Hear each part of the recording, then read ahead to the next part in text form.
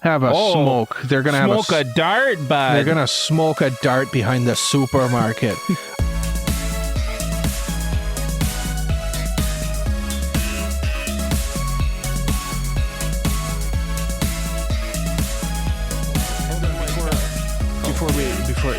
Let me just organically just say, Mark Cromwell Weebs, my name is Cole, his name is Jay, we like anime, and this is episode 245 of AniPro. And on this week's episode, it's our seasonal check-in.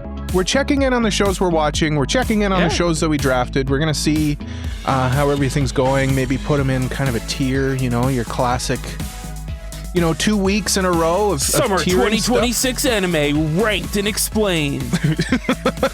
That's right, Jay. That's right. All of these sequels we're watching this season. We're not watching very many sequels, but we're getting inundated with sequels next season, Jay. It's from one extreme to the other. Extreme to the other, Jay. But if it's your first time here at AniPro, welcome. We appreciate you. Hello. How you doing? Hello. Hey, how you doing? Leave a like, subscribe, all of that stuff.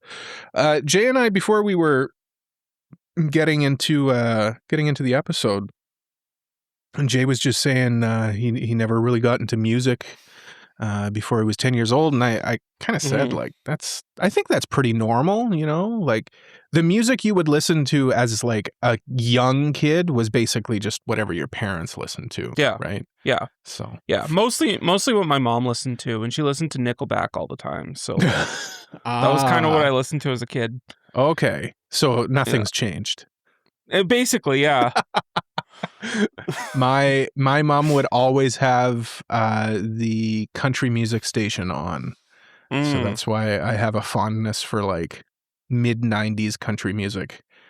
It's I still go back and I listen to it. That's good. And then my dad would listen to like dad rock. Yeah.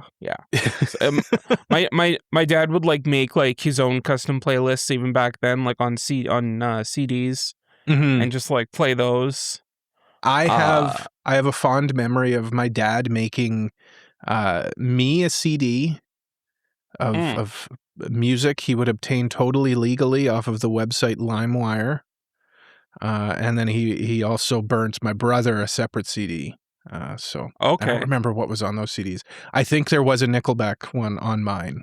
Oh yeah, yeah. I think Photograph was on mine. Okay. Yeah. My dad's never like made me a CD of music, but like he's made his own totally legally off this site called Cole, you're probably gonna need to bleep this out. Totally legally off the Pirate Bay. Okay, yeah. Okay. And like I think he just like had a rotation of different CDs that he'd play when I was in the car. Yeah. Well, we would listen to radio in the car though. But I feel like the radio stations just played better stuff. Now it's all. I never grew up on radio. It was always like CDs or like Spotify now. Yeah. I'm from a different era, Jay. I'm very old, as you know. Well, no, like we still had the radio when I was a kid. The radio still exists today. Oh, yes, it does. That is true. But I mean, like, who listens to the radio now? Yeah. Who turns on the radio? I don't even do that anymore. It's purely Spotify or like for me, YouTube Music Premium. Yeah. Oh, you're still on that premium. Yeah. Once you start, you can't stop. Yeah, we warned you. Mike and I warned you. We told you. Yeah. But Jay, what's up with you? What's on your mind, Jay Leon? So full disclosure, before we recorded, I was like, I have no idea what I'm going to talk about. It's true. He did tell me I got nothing on my mind. And then I thought about it and I was like, hold on. They just like showed off a lot of Fire Emblem stuff this past week, and we never talked about it on the podcast. Okay. But so they did a Fire Emblem Fortune's Weave direct a couple days ago. And I got up early to watch it because it was on at 9 a.m. Oh my God. How did you do it? I don't know. To be fair, I have been getting up like 9:30, 10 recently. So like, yeah, earlier than Not normal. so bad. Earlier than normal. Yeah. Yeah. But I got up to watch it, and I messaged in our Discord, which by the way, join our Discord. We try to talk about anime and stuff there.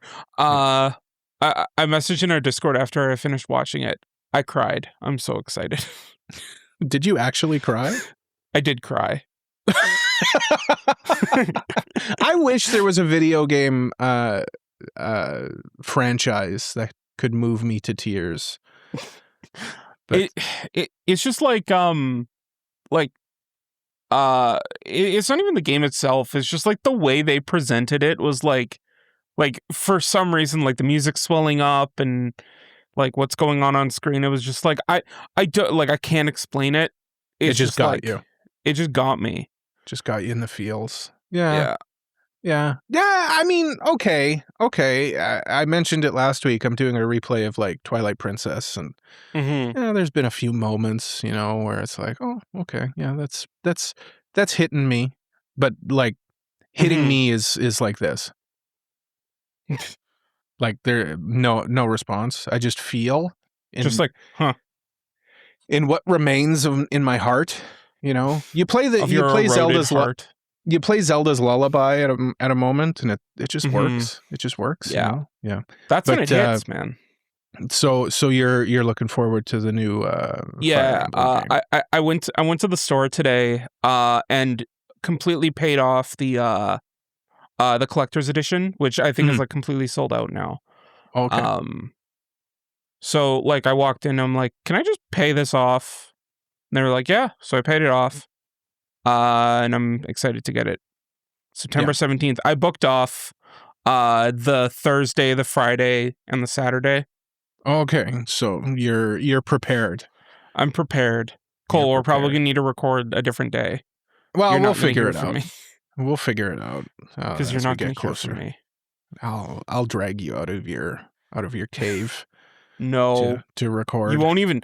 I won't even respond. You'll try and get me, and I will break into your apartment and put you down in that chair, and then we'll record the old-fashioned way, where we're in the same room at the same time, just so that I can keep my eye on you to make sure that you're not playing your video You put me game. in the chair, and then like you go back to your house to record, and I'm gone. I'm back. You'd be gone. Back. Yeah. Yeah.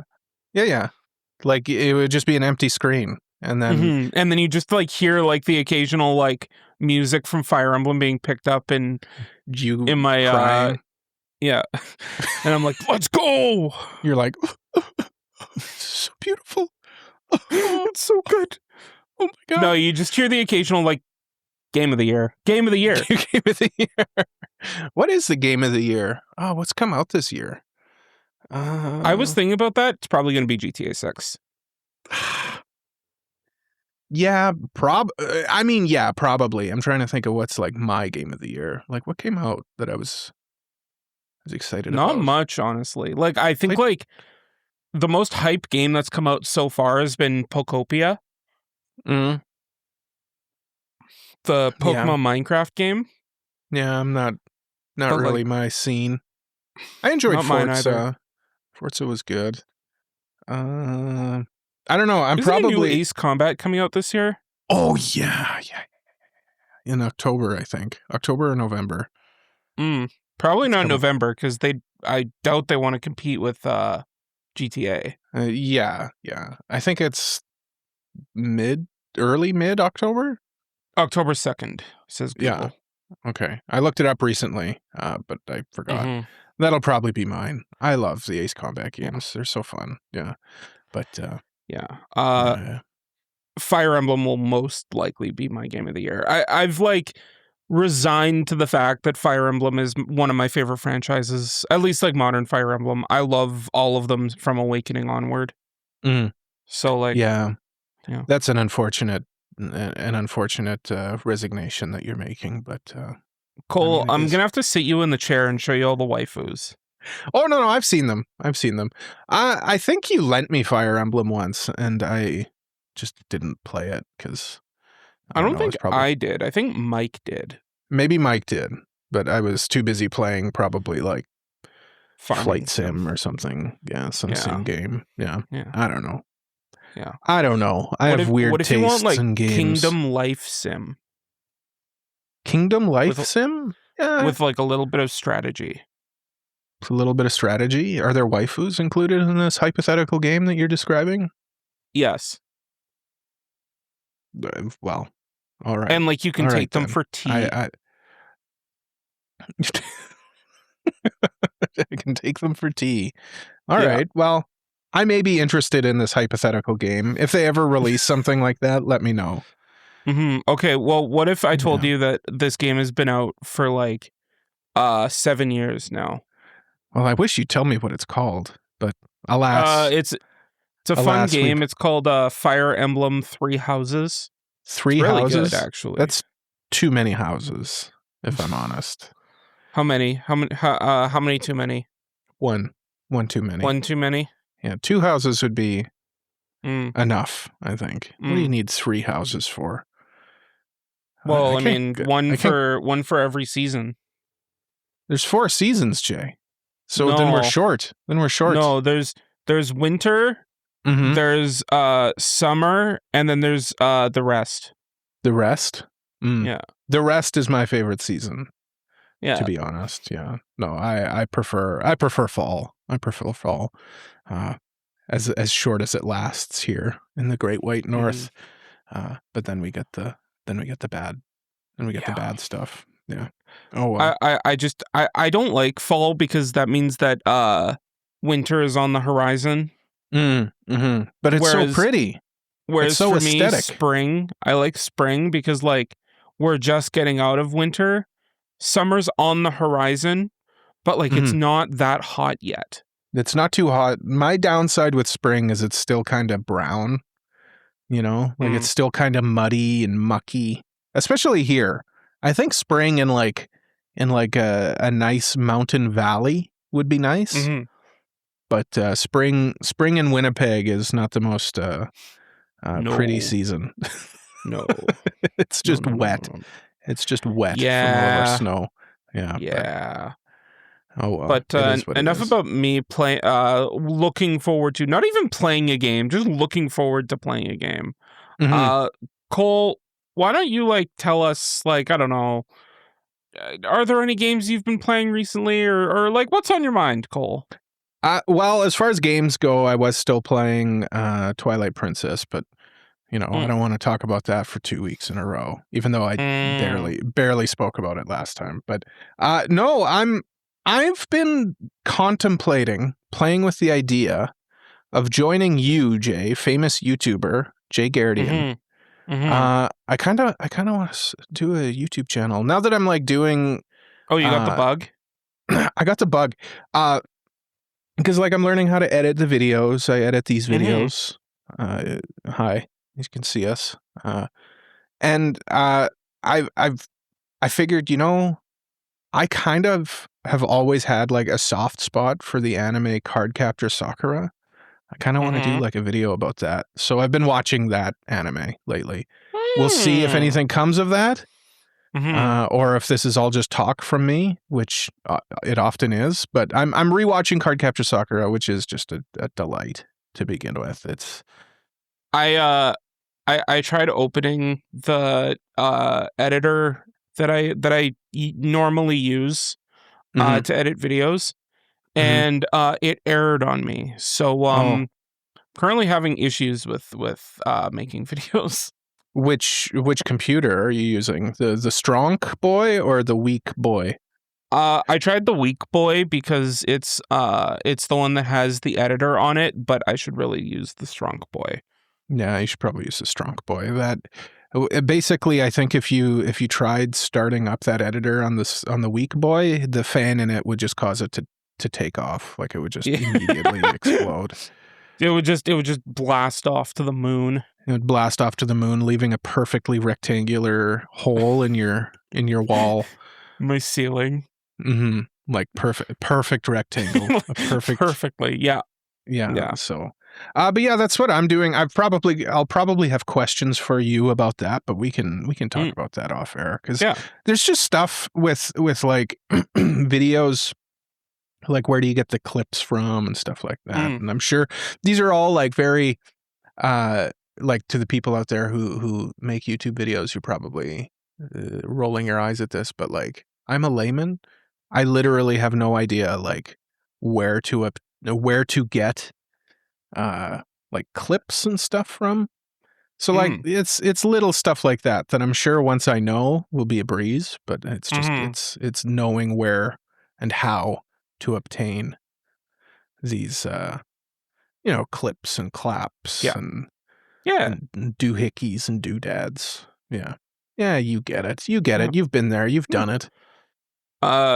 The thing you will have to also keep in mind is like titling, making the thumbnail. Yeah. That would all be new to me. Titling I'm not as concerned about as the thumbnail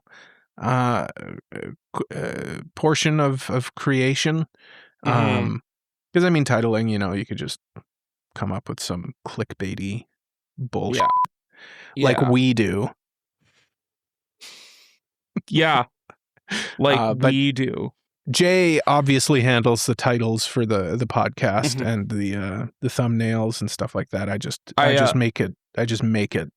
I made the thumbnail for last week's episode last night. And I'm actually like kind of proud of it. I just looked at it just now.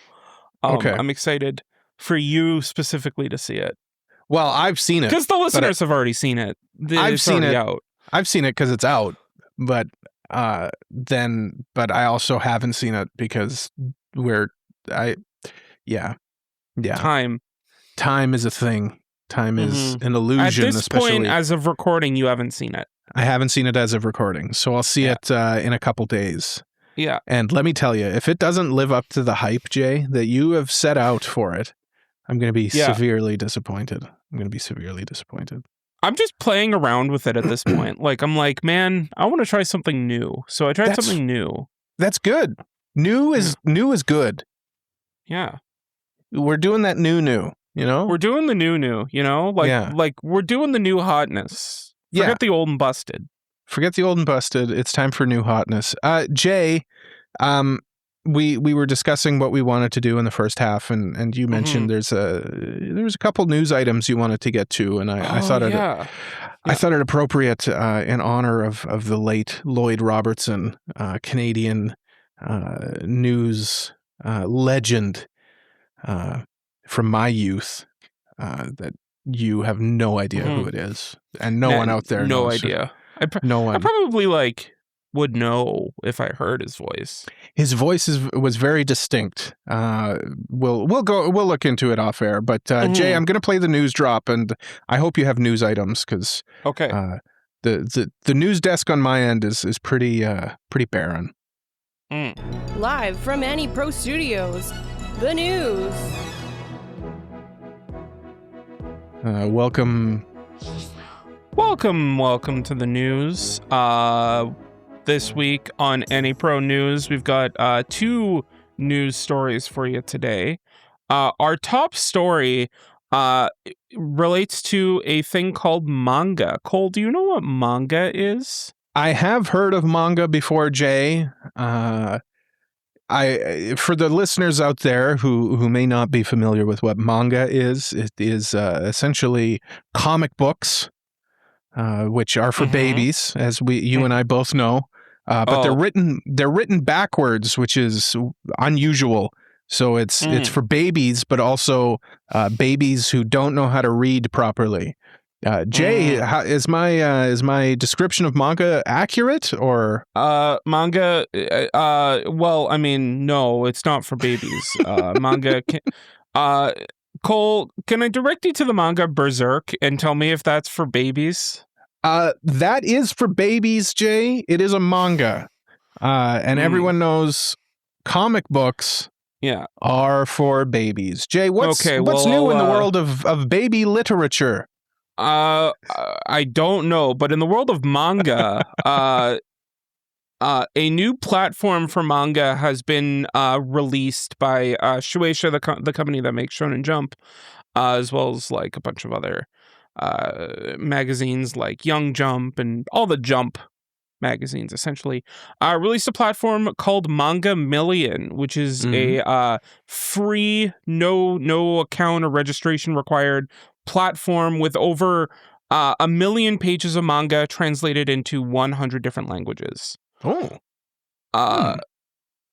It, like I said, it's absolutely free. It's got a ton of different series. Some of them haven't been translated before.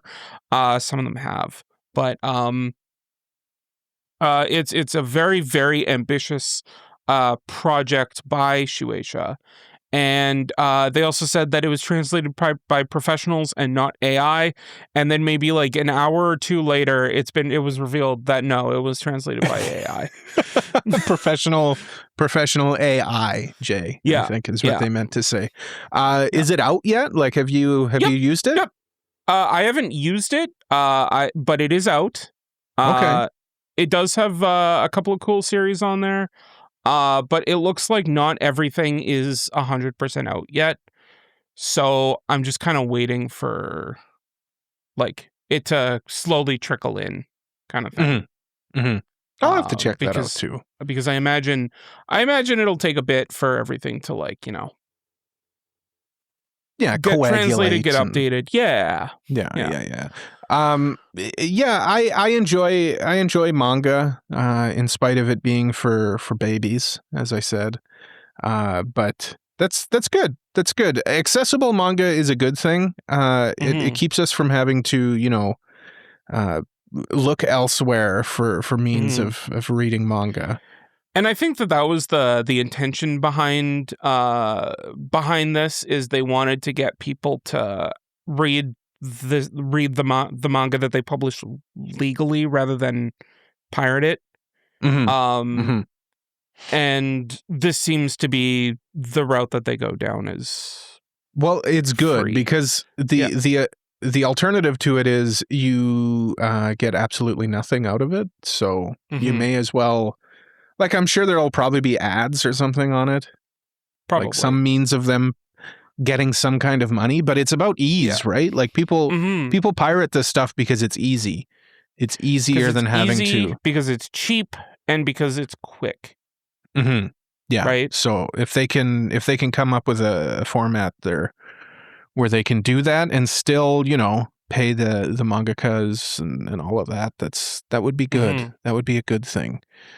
So yeah, I'm into it. I'm into it, Jay. I'm into it. I'm just a little concerned about the fact that they were like, yeah, it's using professionals. AI. They should. I mean, yes, that is concerning. Why even say that? Why even bring it up? You know, like we know. We know that it's going to be done with AI. We wish it wouldn't, but it is. So, like, why even bring it up? Why even? Especially if you're lying about it. That's, like legalese. It's probably like, yes, it was translated by a professional, and it was like one series that was translated by a professional, just to give them plausible deniability. But, I don't know. I'm interested in it for sure, but that is, as you said, I'm looking that is through here, Cole. I do see Chain Soldier on here. Well.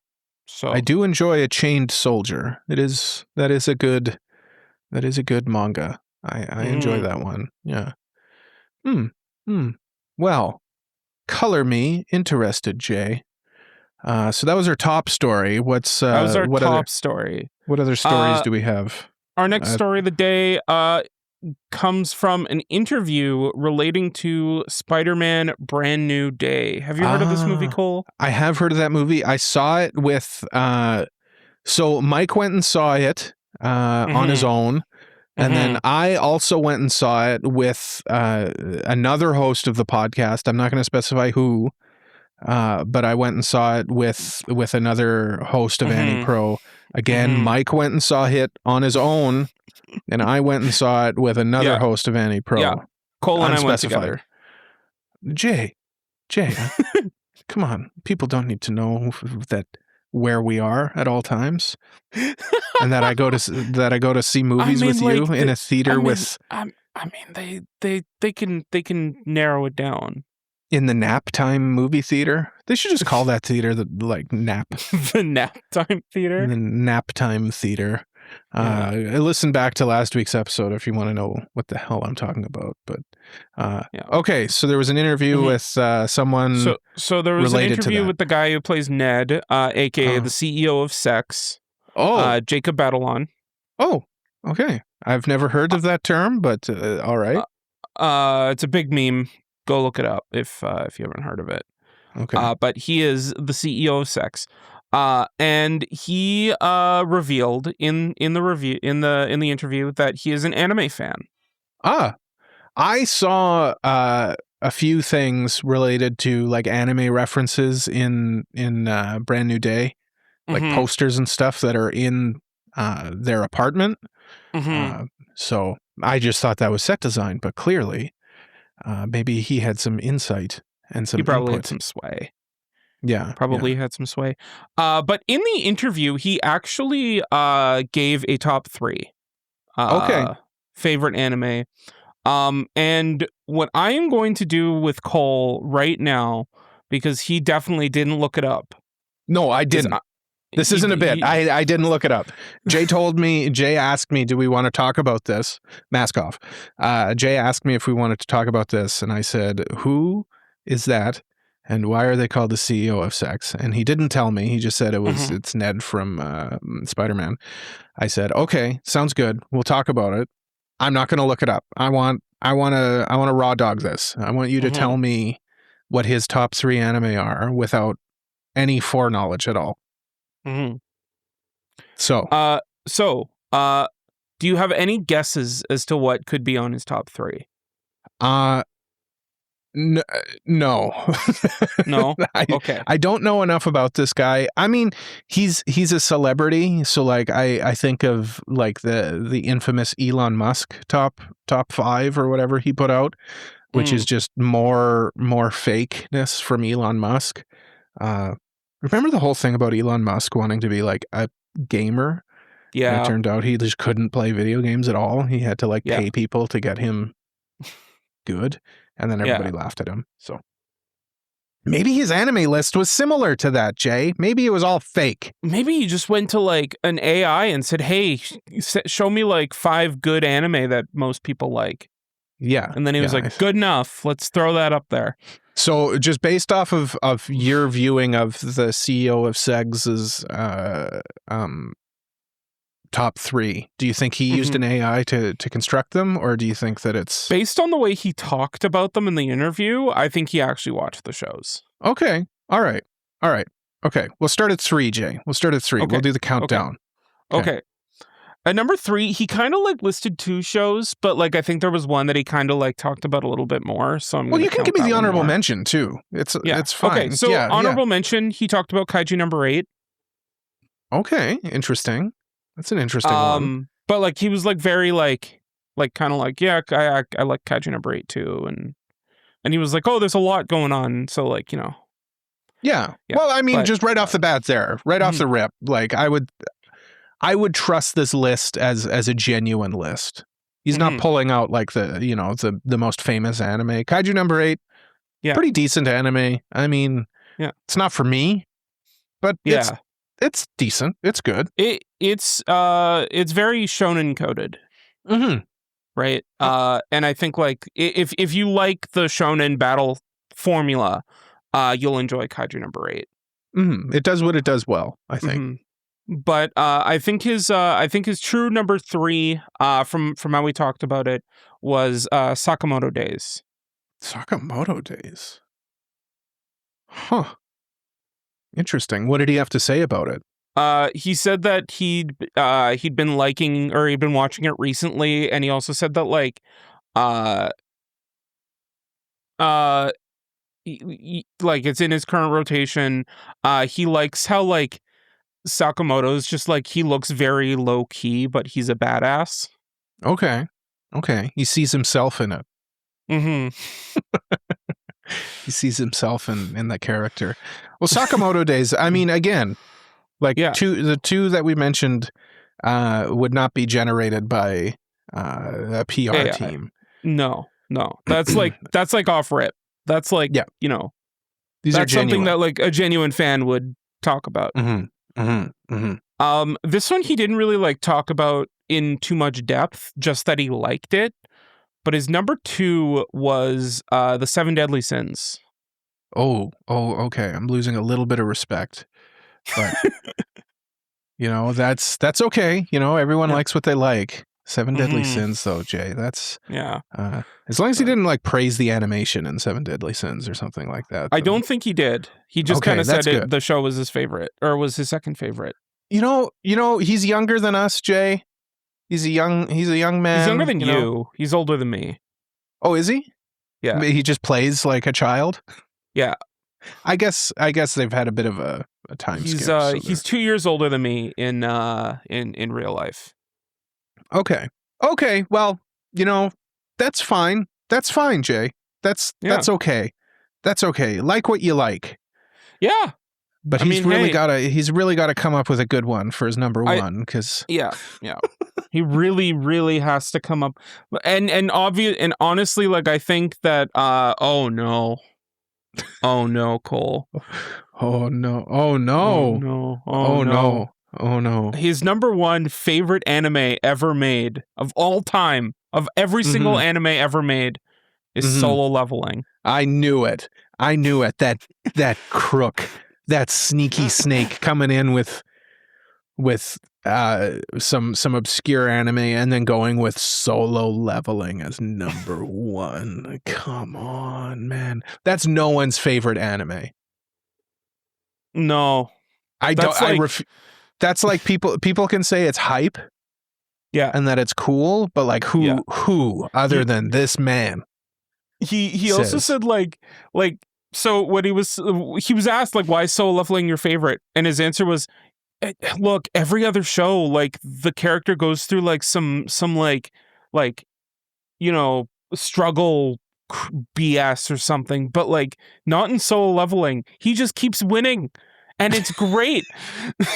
Well, I mean, okay. I can respect that, I guess. His explanation, you know, like he's going mask off. He's like, you know, I can appreciate, you know, a struggling hero, but sometimes you just want to watch a hero that just gets it done and is just awesome. And he just wins every time. I guess that's all Solo I Leveling. Do is win no matter what. Yeah, and that's that guy from Solo Leveling, whatever his name is. Sung Jin-woo. There we go. Jay knew. Jay's a closet Solo Leveling fan. Because he always knows the name. Yeah, he's always ready. Know. But the thing that he also said is he read the entire manhwa for Solo Leveling. Okay. So like this isn't like a you know, oh, people talk about this Solo Leveling thing, so let me get in on it for a second. Mm-hmm. He read it. He read it. He's a fan. And you know, I shouldn't poo-poo someone. I shouldn't yuck somebody's yum. As Mike says. Oh, the internet's like dogpiling him, saying his taste is shit. But I will, because his taste is kind of mid. It's kind of shonen sloppy. And that's fine, but like, isn't there better shonen slop that you could... Yeah. You know? I will say, though, I'll give him mad respect for not just saying Jujutsu Kaisen. Yeah. He went with something lesser than... I would even... I'd have more respect for Jujutsu Kaisen than for Solo Leveling. But you know what? His explanation is pretty genuine. You know, he's just like, I like it because he never loses. Yeah. All right. Okay. I like a little drama in my stories. Yeah. I cool. like that struggle. Like that struggle that you say that you don't like. That's actually really cool, actually. Yeah. I mean, I like a power fantasy as well, but like I wouldn't say it's my number 1, you know. Yeah. I think we'll be talking about a power fantasy later on this episode. Yeah, well, I mean, that is like one of the better anime for this season. But it's not my favorite anime from this season. yeah, interesting.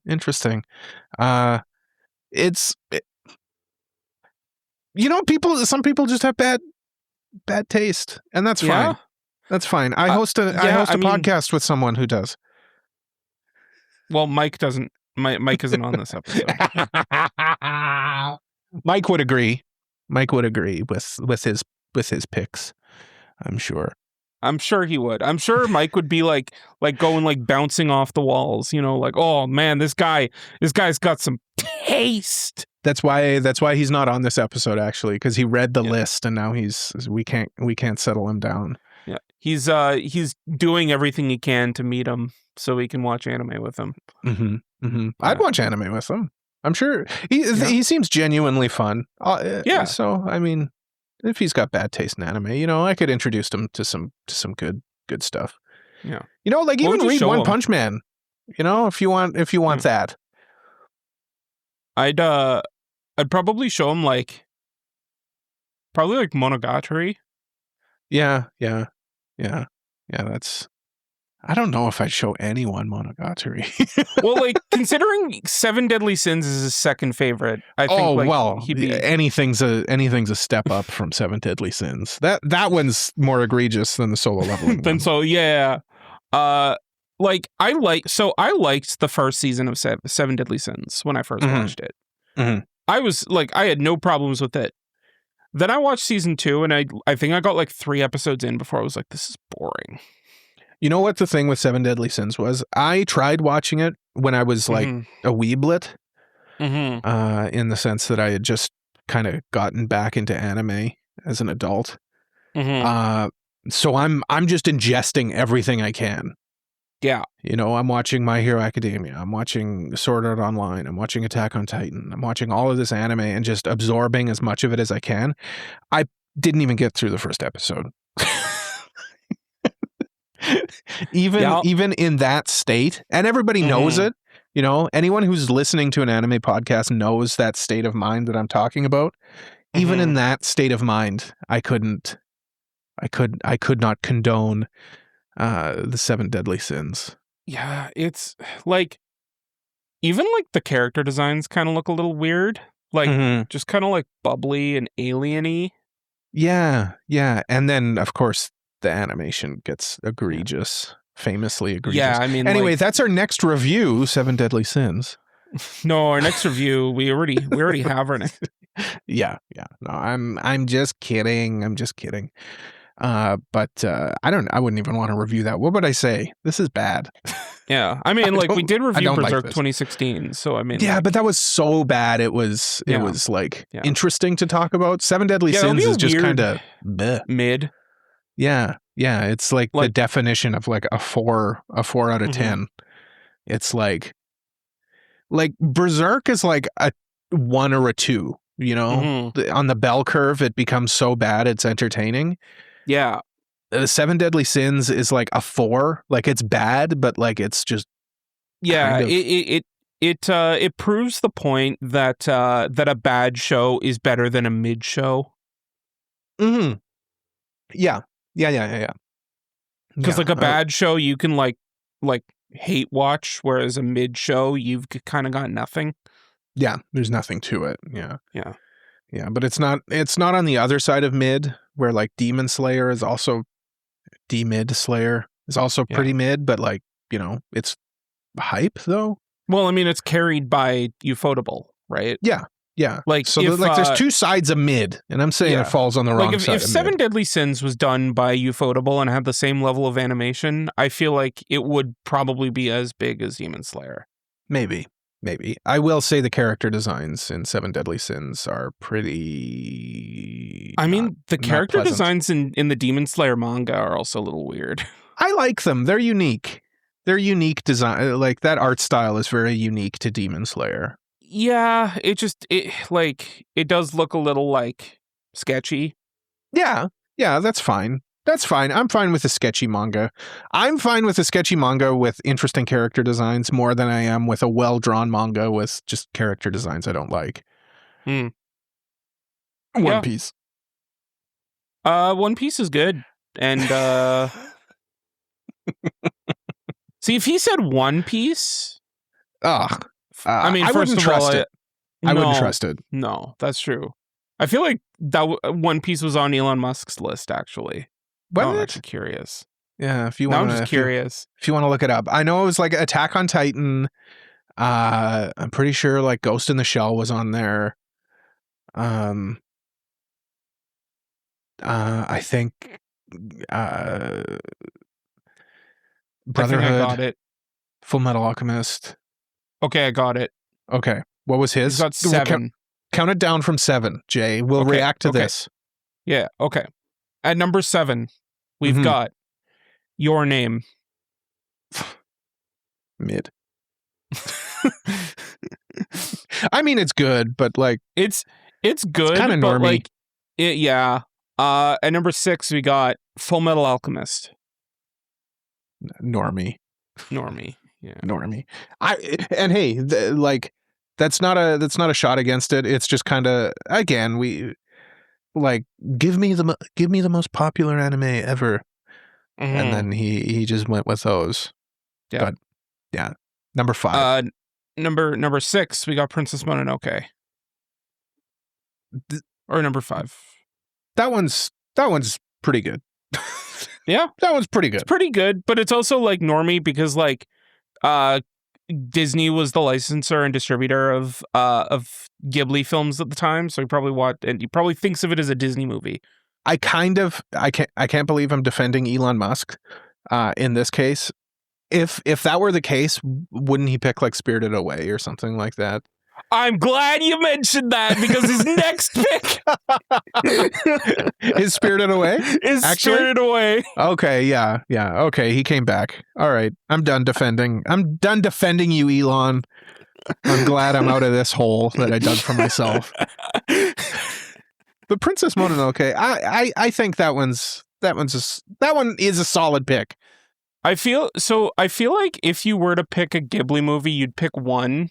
You know, like if you actually cared to pick 2 like, is that's to pick 2. How many have you named so far? 4, and 3 of them are movies. Yeah, that's kind of meh.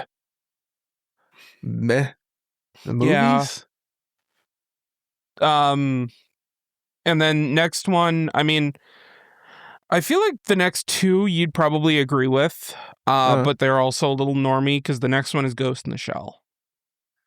He would pick Ghost in the Shell. Like that one I think is Elon coded. I don't think he would understand what it is saying, but yeah, you know, yeah.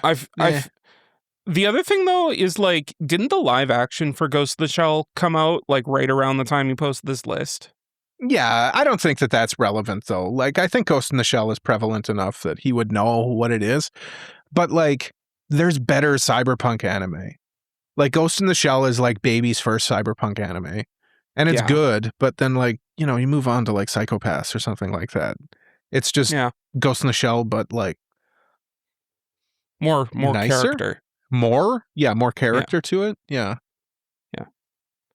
And then we've got his next pick, which like I don't believe for a second is something Elon Musk would like, and that's Neon Genesis Evangelion.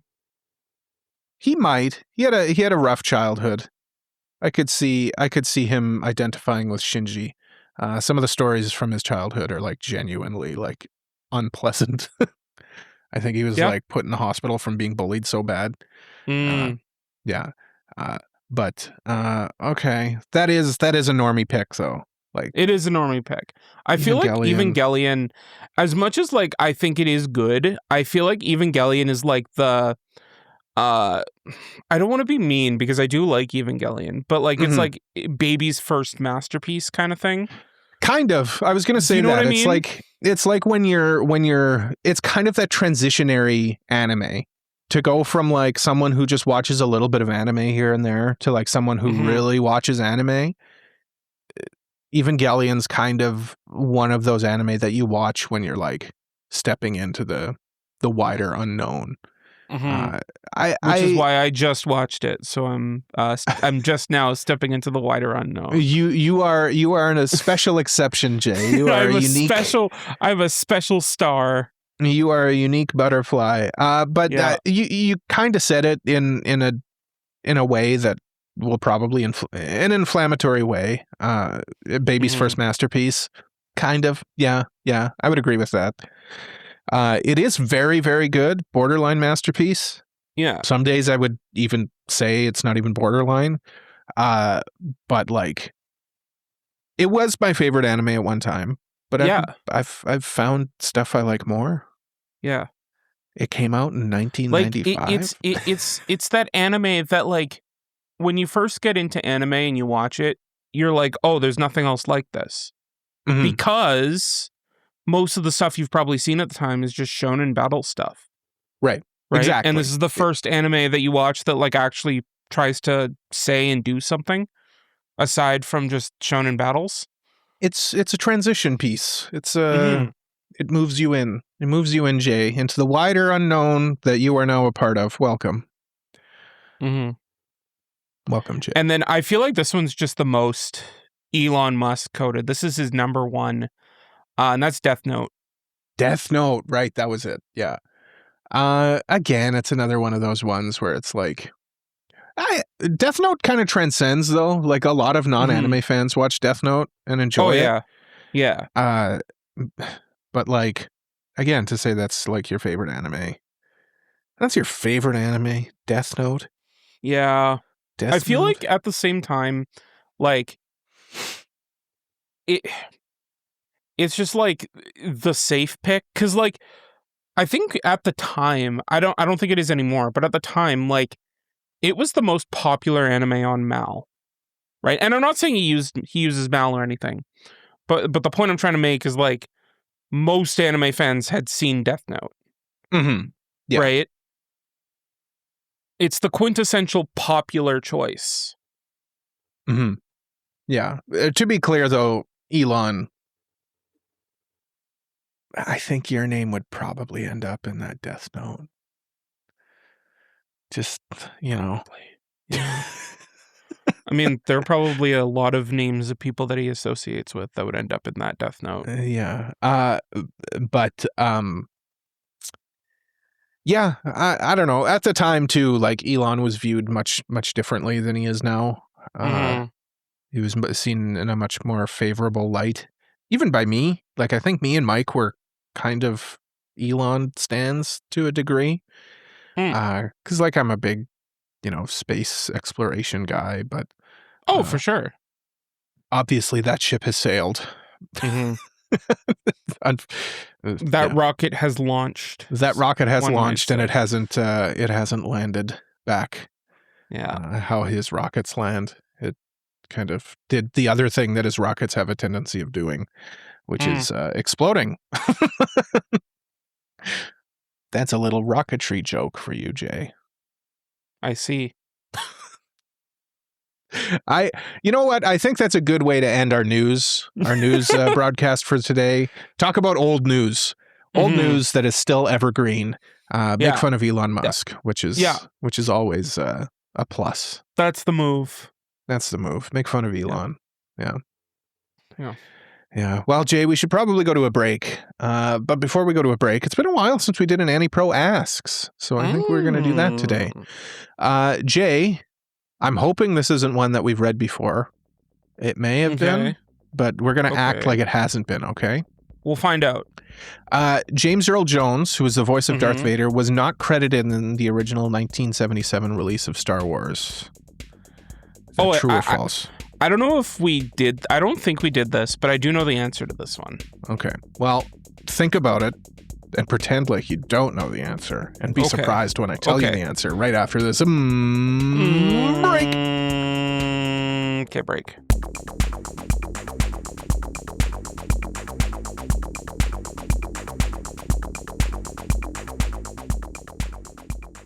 We interrupt our regularly scheduled programming to bring you some very important news.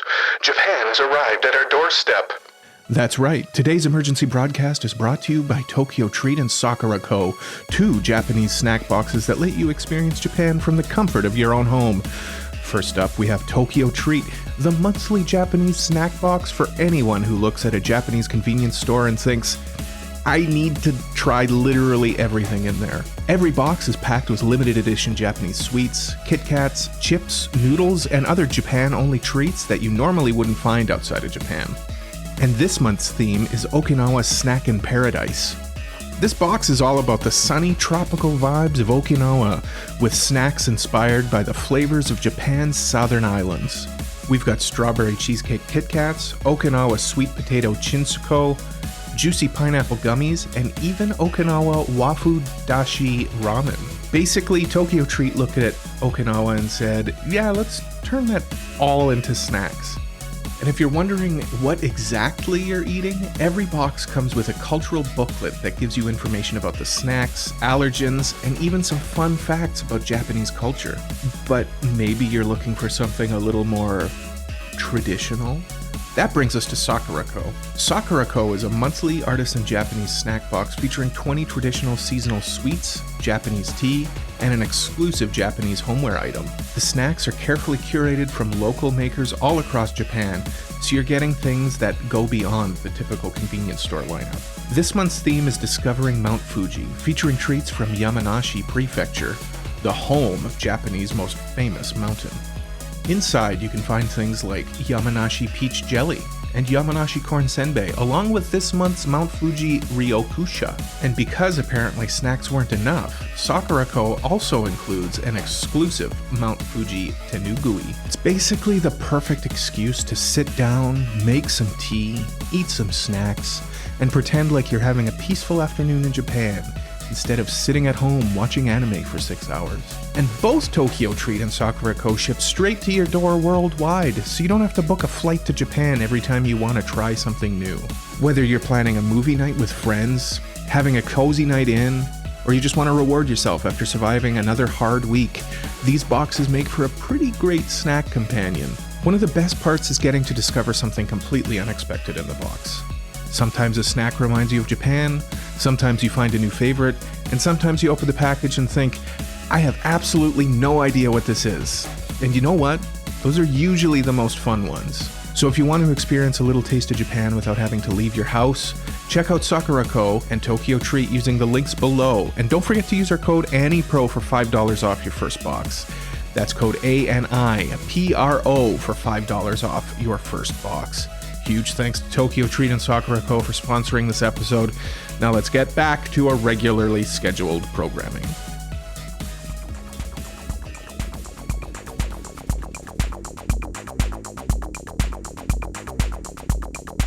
Control-C. Or actually, I think I hit Control-X. That'll do it. That'll do it. Welcome back to AniPro. Jay, our technical malfunctions are behind us. They're in the rearview mirror at this point. It's because so Google Docs, when pasting from Google Sheets, it copies the sheet as well, like the columns as well as the text. So instead of like Control V to just paste it easily, I had to right click and go into like paste without formatting. Without formatting. I see. But we figured it out. It out. Yeah. And we're gonna figure out the answer to our AniPro Asks this week, Jay. Oh yeah. The question was, James Earl Jones, the voice of Darth Vader, was not credited in the original 1977 release of Star Wars, Jay. Mm-hmm. Now, I'm going to tell you the answer to this. It's a true or false question. Okay. So, James Earl Jones, famous actor, famously played the voice of Darth Vader. Gave voice to one of cinema's ultimate greatest villains. Yeah. But he was uncredited. The answer is true. Jay, can you believe it? Oh my God. No way. I know. I can't believe it. But, Jay, James Earl Jones asked to be uncredited because he felt... What? He felt he was just a special effect for David Prowse, who was the actual physical actor. He didn't receive credit until 1977 in the special edition release, Jay. That is unbelievable. 20 years. No one knew. How could anyone know? How could anyone know that was James Earl Jones? That's 20 whole extra years without knowing. That was 20 years where no one knew that the dulcet tones of James Earl Jones was portraying the voice of Darth Vader, even though he has one of the most recognizable voices. Had one of the most recognizable voices in Hollywood. He also played Simba's father. Mm-hmm. This is true. Yeah, in The Lion King. Imagine having a dad who's Darth Vader. That would be nuts. That'd be crazy. Yeah. Darth Vader was also played by 3 people, Jay, in the That original would not trilogy. be true. That would be impossible. I would have to search my feelings. Mm-hmm. Well, you would know it to be true, though. You would know it to be true. Yeah. Mm-hmm. Darth Vader was played by three people, 2 of whose names I remember. And James Earl Jones. One of them's Hayden Christensen. Oh, yeah, Hayden Christensen. All right, 4 people. So David Prowse played his physical form. He was a bodybuilder. He was like Welsh or something. And then James Earl Jones did the voice, and Hayden Christensen, of course. And then the old man who was Darth Vader when the mask was removed. Oh yeah, the Force Ghost guy that was replaced in the special edition. Yeah. After Luke takes his mask off, even though Luke tells him, like, you'll die if I take the mask off, he's like, it's fine, whatever. But you'll die? But you'll die. But it was too late, and he just wanted to look on his son with his own eyes. With his own eyes. Yeah. I should watch that movie again. Just the last part of Return of the Jedi. I think of the Family Guy one where, like, he tries to take the mask off, and he can't. He just breaks his neck. Yeah, I always think of the but I'm afraid the shield generator will be quite operational when your friends arrive. Yeah, I love Star Wars, Jay. I love Star Wars. I know you do. We have a whole show that we could have been watching, but we decided not to because there's a lot of shows this season. And there was a lot of shows. I actually forgot that it was coming out. So I guess spoilers, The Ninth Jedi is not on our list of shows that we're going to talk about today. I heard it's not good. I've heard it's not good, but on Metacritic, it's like a 87. Really? So I'm just curious. It makes me want to watch it more because on AniList, it's sitting at a 53. Which is sitting at a 59 now. Okay, which is dreadful. Yeah. But the critics seem to like it, so I don't know. I'll have to check it out one day. One day I'll watch it, but not today, because I've got other shows to talk about, Jay. We've got lots of shows to talk about that we've watched. We do. All of them we've watched. One of us has watched it. At least one of us has watched at least a couple episodes of all of these shows. All of these shows, and we're gonna kind of just like put them on a tier list. You know, give them the classic S through F, and see where the chips may lie. And if like one of us is, like I said at the top, every summer 2026 anime ranked and explained. But they're not really ranked. They're kind of more tiered, I guess. Yeah. But well, they're ranked on a tier list. They're ranked on a tier list, I guess. Yeah. So, some of these shows only one of us has watched. Some of them we both watched. For the ones that only one of us has watched, it's solely up to that person to give it a ranking. And then for the ones where we've both watched, we can kind of negotiate where we'd like to put it on our tier list. Yeah. But Jay, we've got lots of shows to talk about. We've watched lots and lots of shows this season. We have. Yeah. So let's start with a show called The World is Dancing, Jay. Unfortunately, I haven't seen this show. This is awkward. I haven't seen this show. Oh no. What? Oh god. F tier? F. Yeah, put it in F. Put it in F tier. Yeah. Okay. Yeah. Okay. Good F work. tier it is. Yeah. All right. Yeah. All right. Well, let's get to a show where we've both actually watched it. Oh no. No. Yeah, you've watched an episode. This is the first show. Yeah. And I was gonna say I've watched this show. I'm current on this show, but you have watched an episode of the show. I watched episode 1 of The Ghost in the Shell, Jay. So this was it was actually the first overall pick in our draft. It was. So we're starting off with a bang, Jay. We're starting off with a bang on our list. And are we starting off with a banger? We are starting off with a banger. I'm grading these on a scale, you know, like on a curve. This is an S for me. I think this is, first of all, it's a faithful adaptation of the manga. It's so well animated, and I love seeing the Major have a character. I love Gremlin Major. Like I said, the animation in it is fantastic. Cole, what I don't know what else to tell you. I mean, it's the best studio in anime right now. Yeah. I would agree. Science Saru just knows what they're doing. At this moment, I don't know who else would be in contention for that. Science Saru is killing it. And they didn't miss with this one. I think it's an S. I think it's an S in terms of the shows from this season. I think I think in terms of shows for this season, I definitely rank it high. I don't know if I'd put it in S, but that might only be because like I'm not a cyberpunk guy. But like it's a very faithful adaptation of the original manga. Giving Motoko more character is like it adds so much more color, which the show already has now, to this show. And yeah, it like it's really good.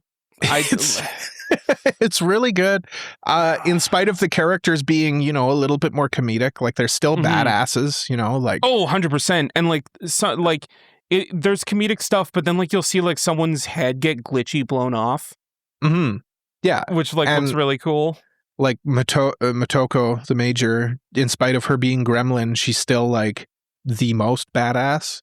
When she has like action scenes, she's a bit more detective-y in this series as well, which is a nice thing. I appreciate the stoic Major in the original adaptation, but I appreciate this one just as much too.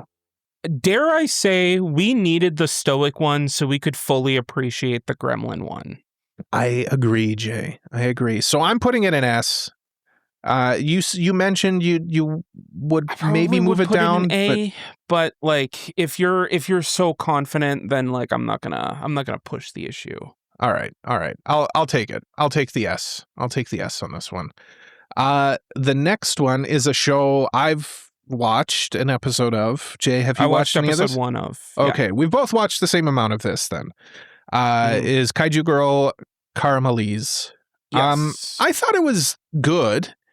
I thought it was decent. I think that like the way it plays its tone feels appropriate for the kind of show that it's trying to be. It's just like it feels like it's lacking something. It's a little generic, I would say. This was another show that I drafted, so like I'm the one who has to rank it, and then we'll go from there. I wouldn't say it's bad, but I wouldn't say it's great. I think that it stands amongst a larger pool of greats. If this were a lesser season, I'd probably be higher on it. Grading on a curve. But like it's your choice with where. So for those of you who don't know what it is, it's basically like a rom-com where the main girl turns into a kaiju. Yeah, if her emotions get out of hand, she turns into a kaiju. I was thinking C, like right the middle of the road, but like I feel like it's better than just like mid. I feel like a B. I feel like a B. It's good. It's just it's not doing anything that's really drawing me in. It's pretty paint by the numbers. It's got a little bit of a hat on it. I like the character. She's very cute. And I'd say B. I'd probably agree with the B because like I feel like this feels a lot like a rom-com, but what if she's a kaiju? You know, where it just like it wears the hat of like, what if she's a kaiju? Yeah. The kaiju aspect, like I can see like some kind of metaphor entwined in that idea, but it's not something I've never seen before, you know? Yeah. So I'd agree with the B. Yeah, ranking. I think it's a little better than just kind of mid is basically what I'm getting at. Yeah. The next one is a show that I've watched an episode of. Yeah, I have no saying in this one because you haven't seen any of this at all. So this is all me. Chainsmoker Cat. I've been saying it basically since the season started. Mm-hmm. This is the most enigmatic show of the season. Because, like, I don't know if I like it, but I can't not watch it. It's so weird and unusual. What's it about for someone who doesn't know what Chainsmoker Cat is? Basically, the concept is our main character is the titular chain-smoking cat. She's kind of like a bum. Like, she is like the most unattractively, like, how can I say this? She lives a life of just like swaller. She lives in like a very rundown apartment. She just kind of does like jobs when she needs money to buy smokes. There's lots of like very graphic humor in it as well. Mm-hmm. It's a very odd show. Like, I don't know how else to explain it. Yeah. Other than that. No, I think you did a decent job. It dives into kind of the whole like ugly side of addiction with the veneer of like cute cat girls. Okay. Because like, I mean, the cat girls are cute in a vacuum. But then so like if you saw a picture of the cat, I think what you're trying to say is like if you saw a picture of the cats without any kind of context, you'd be like, oh, that's a cute cat girl. I mean, her outfit is a bit grimy, but yeah, if you put her in like a nice outfit, but then like, you get what I'm saying. But then you put her in the context and you're like, oh. Yeah. Oh, weird. Okay. Cole interesting. Can fix her. Yeah. But like, it's also well animated. Like, it has no business being as well done as it is. It's gross. It reminds me of like 90s gross out humor. Okay. Yeah, a little Ren and Stimpy almost. I'd probably put this C because Chainsmoker Cat starts with a C. And I don't know if it's bad and I don't know if it's good. Okay. I do like the OP though, having seen the OP for this. Yeah, it's very Chainsaw Man coded OP. Yeah. Lots of movie references, stuff like that. Yeah, it's like I said off the top, it's enigmatic, I'll say. It's an unusual show that I can't recommend to anyone because it's gross. But it's also interesting, but it's also ugly, but it's also very pretty, but it's also not good, but it's also kind of good. So C, middle of the road, C. Okay. Yeah. Jay, then this next show I haven't seen, so this is all you. So this is all on me. Yeah. And our next show is Love Unseen Beneath the Clear Night Sky. This is a romance drama show about a boy who meets a blind girl and is basically asked to like kind of watch over her by her friend. And so like, you know, over time they get to know each other and they fall in love and things happen. This show reminds me a lot, maybe not a lot, but like a little of a Silent Voice in the sense of like dealing with disability and like having a friend or a partner who has a disability like that. But I do love the chemistry between the two leads. I think that like the way you see the main character kind of go from like, I don't know how to deal with this to like slowly learning like, okay, like I know like this is how she operates. This is what she needs. This is what she wants. Blah, blah, blah. Is a really cool approach for a main character in this kind of scenario. And I mean, the main girl whose name is Koharu, she's adorable. Mm-hmm. Also voiced by Sari Hymes, which is... I mean, yeah, that doesn't hurt. Adds a lot to it. Yeah, that doesn't hurt. And yeah, I think like the main thing of this show is like, yeah, it tackles this kind of subject matter in a very interesting way. I love the chemistry between the two leads. And I think that it does a good job at that. The only thing I would probably say is like animation wise, it's kind of like whatever, but it doesn't like, it doesn't hurt it. It's just kind of like, it is what it is and it's serviceable. But like, you're not going to be like, whoa, my God, this looks so good. You know, I wouldn't expect that this show to be like, incredibly well animated. If you were fine with like the first season of Bunny Girl Senpai, it kind of feels like that animation wise. Okay. I mean, that's well done. Yeah. Yeah. I'd probably like, honestly, I really like this show. This is probably like, I know I don't seem as high on it as I do, but like, honestly, I feel like this is one of my favorite shows of the season. I'm throwing it an A tier. A tier. That feels appropriate. I've only seen clips of it, and from what I've seen, like, it does look good. I can feel the I want to eat your pancreas in this, and I'm scared. So that's the one thing, the vibe I get from it. And I'm not ready for that. I'm not ready, Jay. But I am ready to know about our next show, which is a show I haven't watched at all. I haven't even read the manga for this one, I don't think. You have our next show is Black Torch, which we did a manga review of. If you want to hear more of our thoughts on the whole manga, we can you can head over to that episode and listen to us talk about that. But how is the anime adaptation? I've seen exactly one episode, so I feel completely qualified to talk about it. Well, I mean, hey, it is what it is, you know? Yeah. This is a very Jujutsu Kaisen-like shonen battle series about a guy who can talk to animals, getting the abilities of this like mystical cat. That was his like special power. He could talk to animals, and then he just doesn't.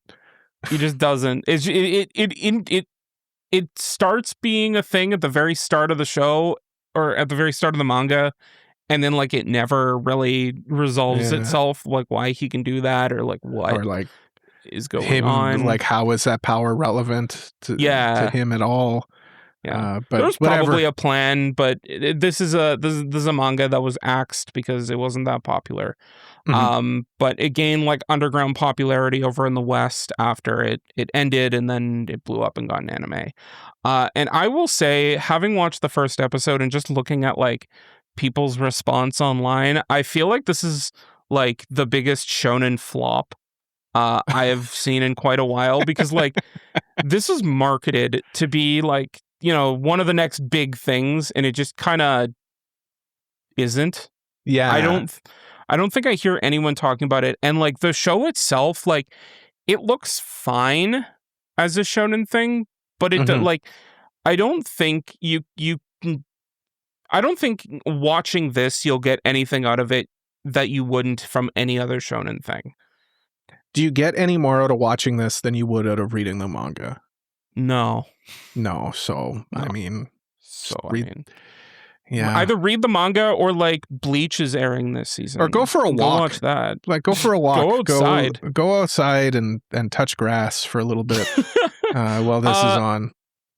I don't think I'd like put this in F tier, because like it's not like a terrible show. Like I'm not like bleeding out of my eyes watching it.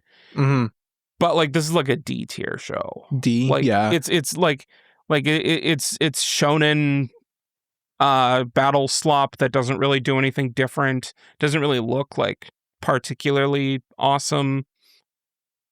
I mean, based on your description, I was gonna say it sounds like a D. Like it's a little worse than mid. Yeah. It falls on that side of mid, I'd say. And I mean, the manga, like, I do remember there was some cool stuff, but then, like, I mean, we just talked about it, like, lots of stuff that was kind of introduced and then just, like, never worked in. From even from the get-go, like, him having this power to talk to animals where it just, like, it doesn't, like, what was the point? What was the point of that? Yeah. So you could talk to the cat, I guess, but, like, that's just kind of a setup thing. I mean, couldn't the cat just talk? Like, couldn't he just whatever? I mean, it's a like supernatural cat. Why can't it just talk? Yeah, why can't it just be a talking cat? Why does he have to have special powers? Like, it just... I think it was a talking cat. So then his powers didn't do anything at all. No. This sucks, Jay. This one sucks. D tier. You're not even worth, like, bad. Yeah. Smoking Behind the Supermarket with You is our next one. Another manga that we reviewed, Jay. Do you remember reviewing this one? No, I don't. We review manga? We do sometimes. Whoa. Yeah, Jay, have you watched any of this? I haven't seen a single episode of this, so this is on you, man. Me? Okay. Yeah. Smoking Behind the Supermarket with You. It's an adult rom-com. A beleaguered salaryman, middle-aged salaryman, in his, like, early 40s. He enjoys going to a supermarket to see his favorite cashier at the supermarket. Not in any, like, sexual way. It's just he just gets, like, a boost of energy from her. And as he's walking home one day, this lady is behind the supermarket and beckons him over to come and have a smoke, Jay. Have a smoke. They're gonna smoke a dart, bud. They're gonna smoke a dart behind the supermarket. They're gonna smoke a dart behind the convenience store, bud. Yeah, bud.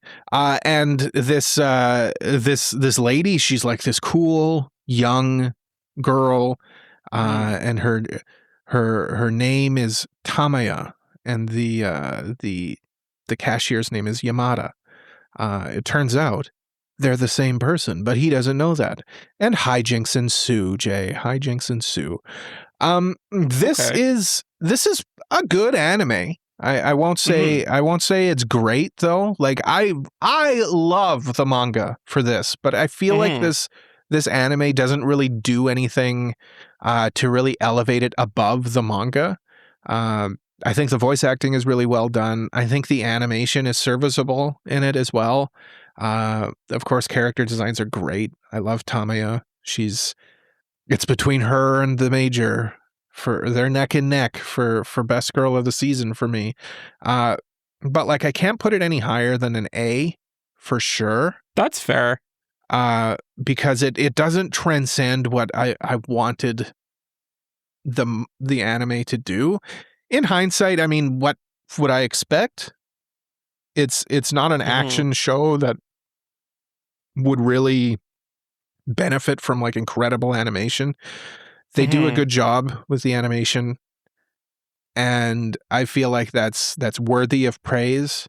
But I don't think it's worthy of, like, top tier praise. I think it's an A. I think it's an A, Jay. Okay.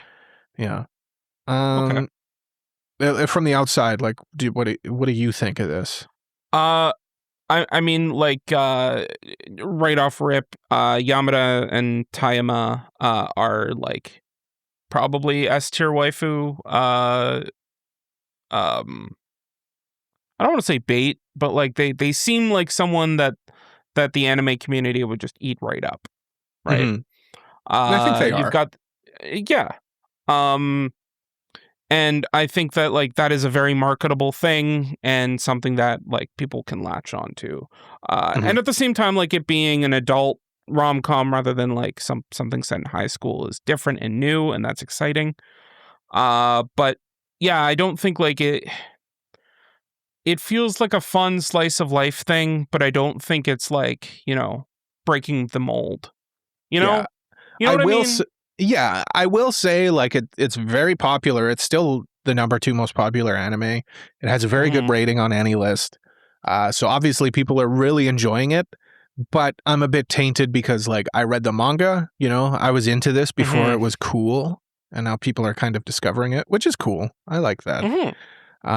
But it's not really exceeding my expectations for what I wanted out of the anime for a manga that I enjoy. So A tier, Jay. Next up though is a show I literally have nothing about this one, Jay. I think this is our only short of the season, and technically it's not an anime, it's a donghua. Oh, okay.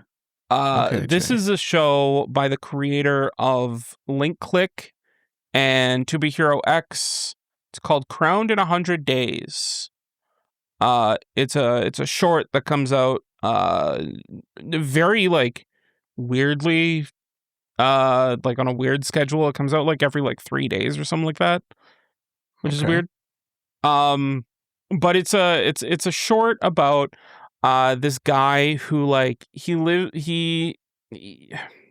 works with like his childhood friend and her dad in like a restaurant until like the king of the land comes in and basically says like I'm taking this girl to be my wife, when like the childhood friend that like works with her, like he had a crush on her and he wanted to date her, and she doesn't want to become this king's wife. Turns out the king is evil and stole the body, like stole the body of the actual king, who's like now just like a spirit wandering. Okay. And so the main character teams up with this king to rescue his childhood friend and get the king his body back. Okay. It has like that very similar like Link Click To Be Hero X action style where like it looks hyper animated and really cool, but it's also like a little goofy at times, and it feels like it kind of like goes off the beaten path to kind of reach that like 100 days, because they have a 100-day time limit to do this before the wedding or whatever. Okay. And also before like the guy who's inhabiting the king's body is like it's permanent and irreversible kind of thing. Right. Yeah. From an animation standpoint, it looks really cool. But I feel like it just doesn't reach the potential that like episode 1 kind of leaves it at. So like I'm kind of thinking like putting it in like C tier. Because like it's a short, it's not super long. It has like cool moments, but I feel like those moments are kind of drowned out by like the like goofy stuff that happens throughout as well. Yeah. Okay, well, C tier, Jay, I guess. I literally got nothing. I couldn't tell you. Didn't even know it existed. Famously, though, or infamously in this case, I'm not like the biggest Link Click fan. On the podcast, so like I don't know if this would be for me. So C sounds cool. C's get degrees. Jay, I'm one episode behind on the next show. Are you caught up on this one? I am not caught up. I am 3 episodes behind. Oh, you're really behind. Okay, well, A Witch in Mongolia, Jay, is our next show that we're going to talk about. This was a show you drafted.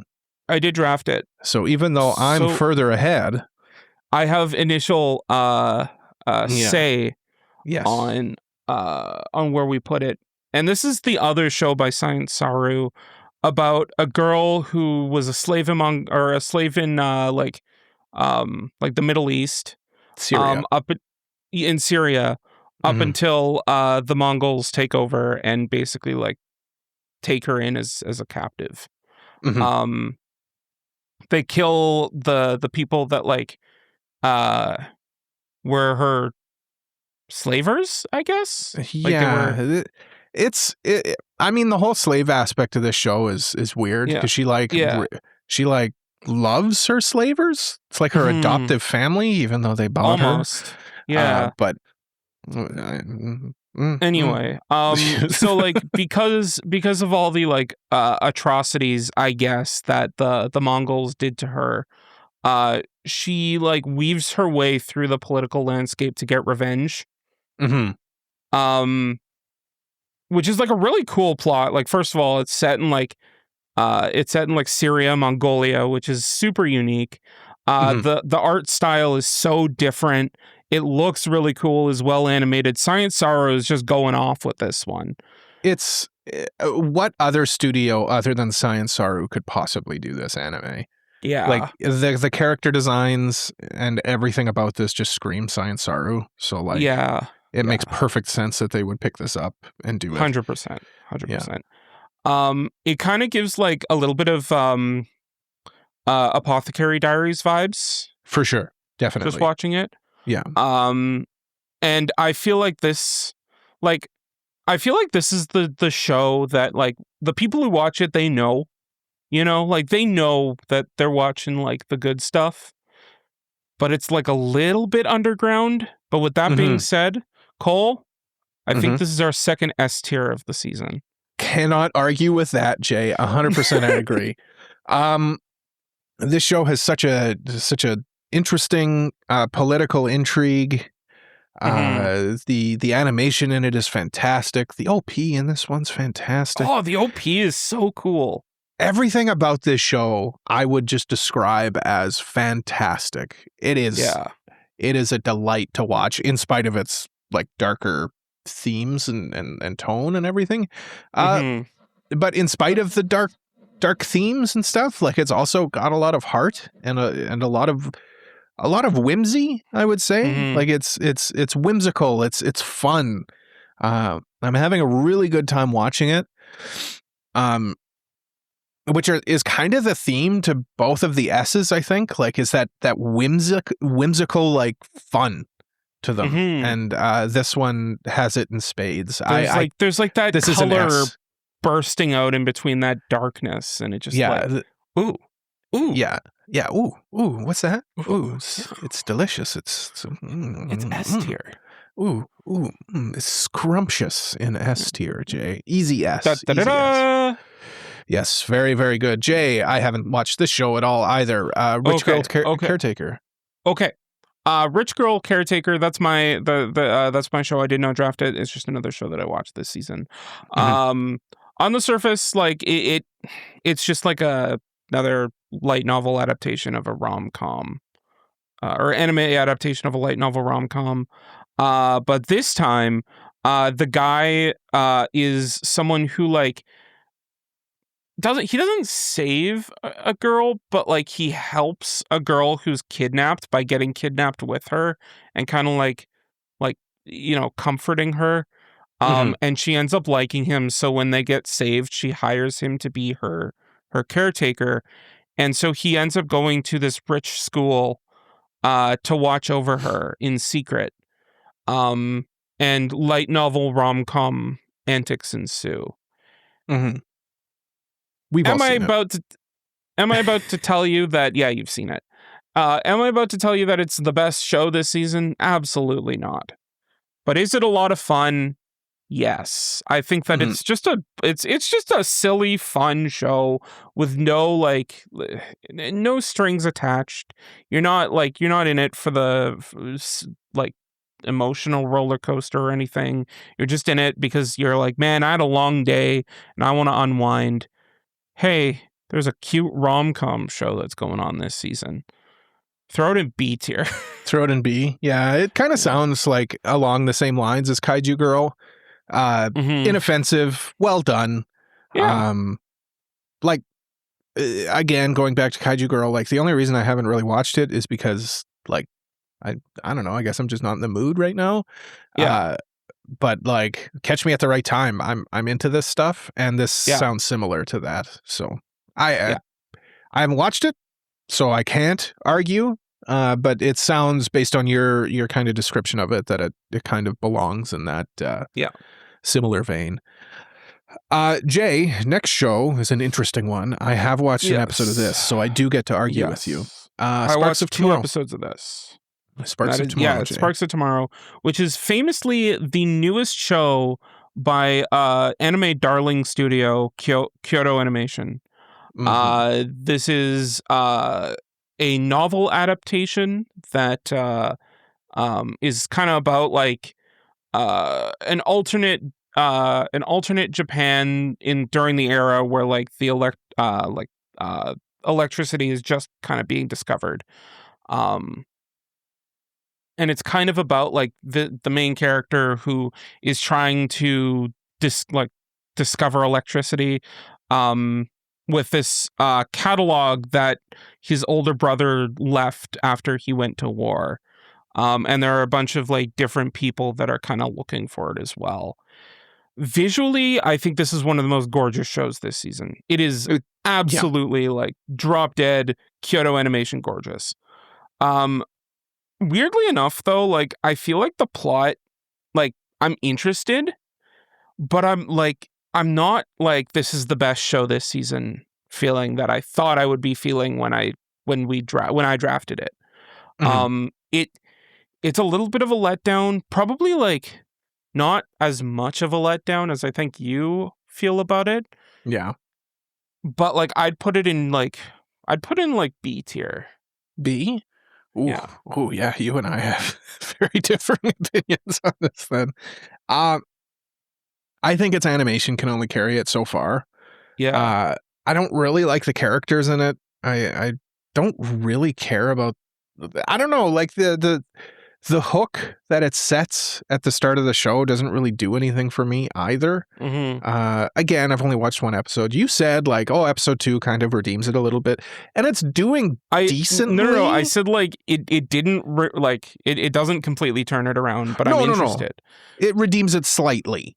Yeah. It's doing okay. It's sitting at a 76. Like nothing special. I just think like my vote would be a D, to be honest. Like, and I'm almost more critical of it because it's a KyoAni show. Like I expect more out of them.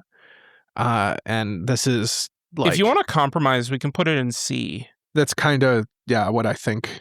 Yeah. Where I think is fair. I personally think this is probably like one of their first misses. Like the animation is fantastic, but like how far can that take you? Like I could just watch Sakuga playlists on YouTube if I just wanted to watch pretty animation. No, that's fair. Yeah. So that's me. I'm cooler on it. You seem slightly warmer on it. So I feel like a little bit more forgiving on it because like I'm kind of thinking I still have that like hope in me of like they're gonna turn it around. You know? Yeah. It's KyoAni. I want to give them the benefit of the doubt of like let them cook. Yeah, you have that young vigor, Jay. You've got that young hope and vigor, and I'm old and jaded. C's fine. Middle of the road. Yeah. Middle of the road, yeah. Next show, though, I am completely caught up on, Jay. I'm also completely caught up on this one. Oh my God, Jay. Mushoku Tensei, Season 3.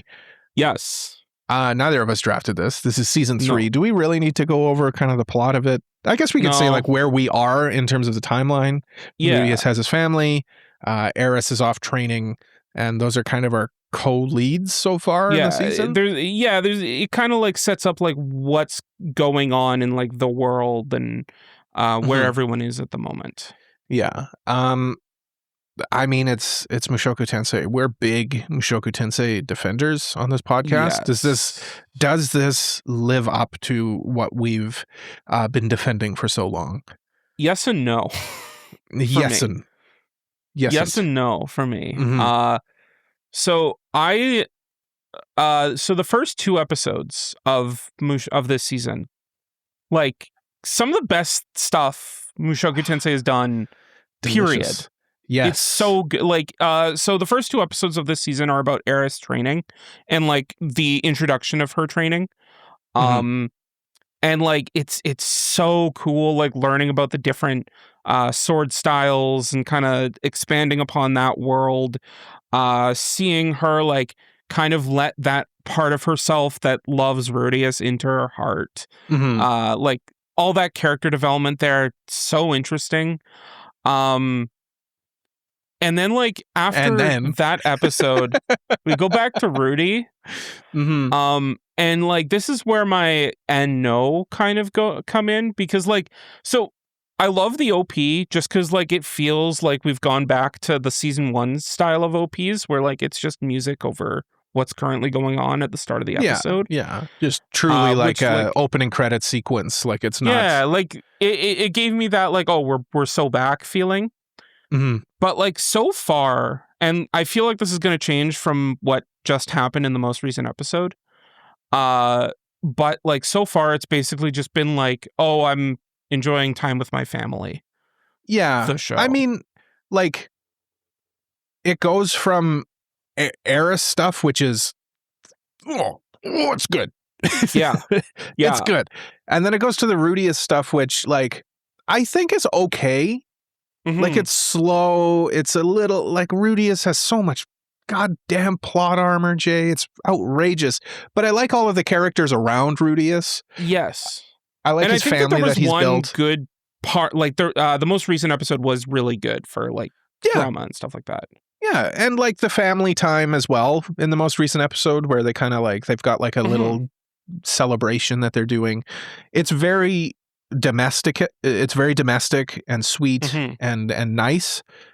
Rudy, of course, is like I said, he has way too much plot armor. Nothing bad ever happens to him. I mean, yeah, his dad died, but like he seemed to get over that pretty quick. And his mom's also like not a vegetable, but like she's not. Yeah, she's got her own stuff going on as well. Yeah. So he doesn't quite have his mom back as well, but like that's also working through. But like he's got like this happy family going on, which is fine. It's just like I want more of Eris. So like I think my score is a bit reflective of my desire to have more of the co-lead. Yeah. Which I think we're going to get. Well, like, I know we're going to get because she appears in the trailer where she's like, I'm back. Yeah. But as of right now, midway through the season, 5 episodes out as of recording, I think. 5 or 4? 6. 5. 6. Okay. 6 episodes out as of recording. It's somewhere between A and S, but I'd put it in A because it's somewhere between. I was gonna say like I think I'm more solidly in A just because like I'm just waiting for a bit more of that Mushoku Tensei drama that made me really like the show. Visually, like it feels like it hasn't lost a beat. Like there's some like animation stuff with like magic that just looks like chef's kiss. Mwah.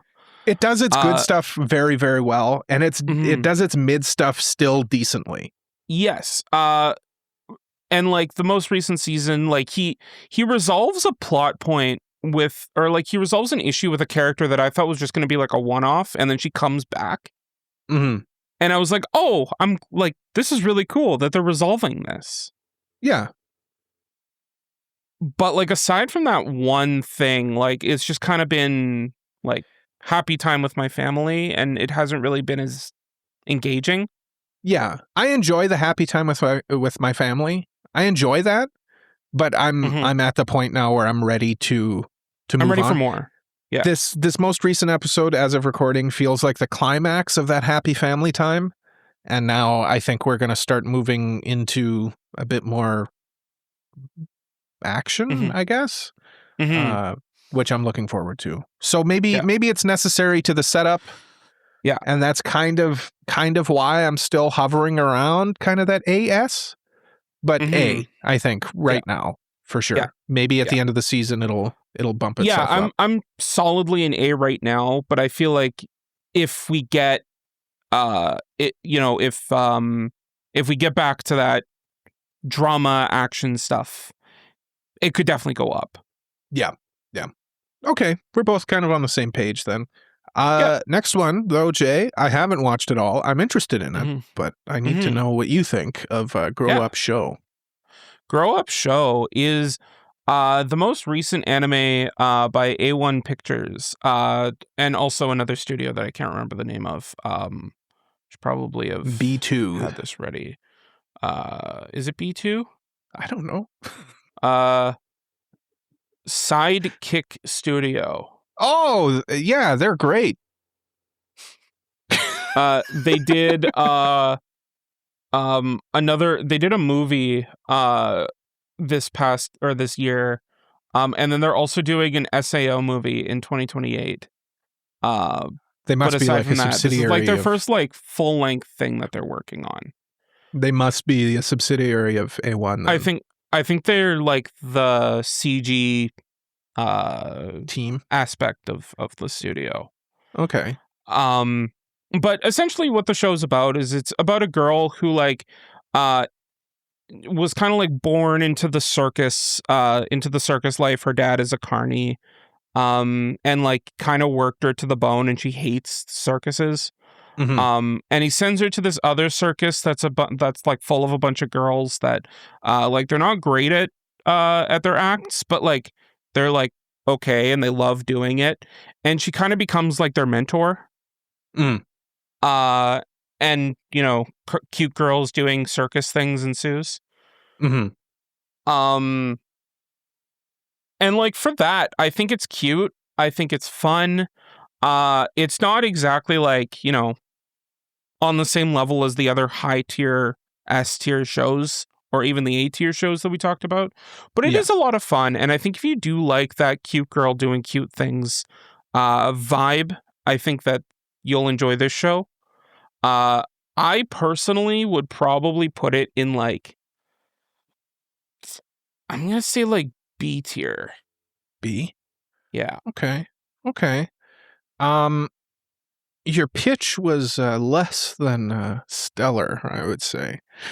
Like it's a good show. I'm not going to tell you like, oh, it's bad, but like it's not like we've got Ghosts in the Shell, we've got Witch in Mongolia, we've got Mushoku Tensei this season, and those shows like those are like the those are the cream of the crop. Yeah, those are the cream of the crop. And do they live up to those?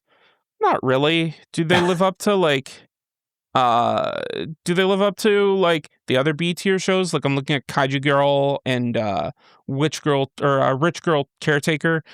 It's about on that level. Okay. I mean that's fine. That's good. Yeah. All right.